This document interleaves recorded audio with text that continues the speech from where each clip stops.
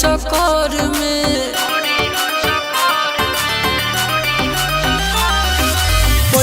अपने आप के तू एक दिन कबर में ज्यादा दूर ले जाई के ठोकर जही पाई जेकर के ज्यादा चाहबे भाई उहे तो एक दिन तोहके रुलाई अरे जेकर के ज्यादा चाहबे भाई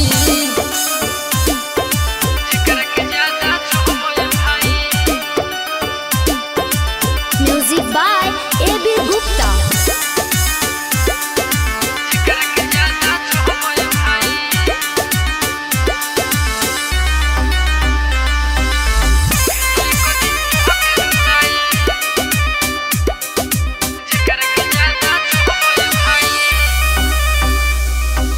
कबू नहीं चैन से राती में सोबा हो वो करेला हरदम तू तरबा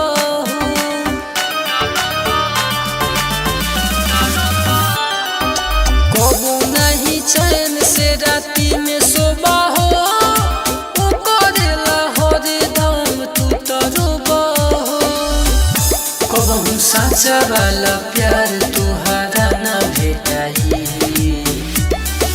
जेकर के ज्यादा चाहबे भाई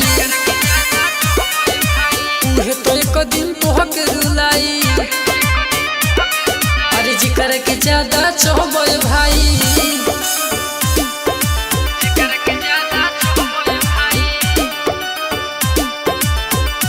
by A.B. Gupta।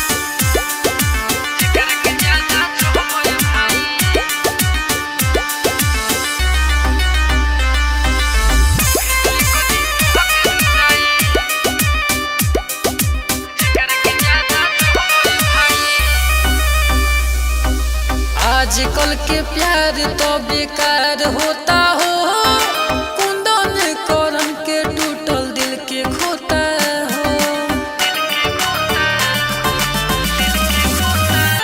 आजकल के प्यार तो बेकार होता हो कुंदन करन के टूटल दिल के खोता हो देव पूरा करला अपन धन लुटाई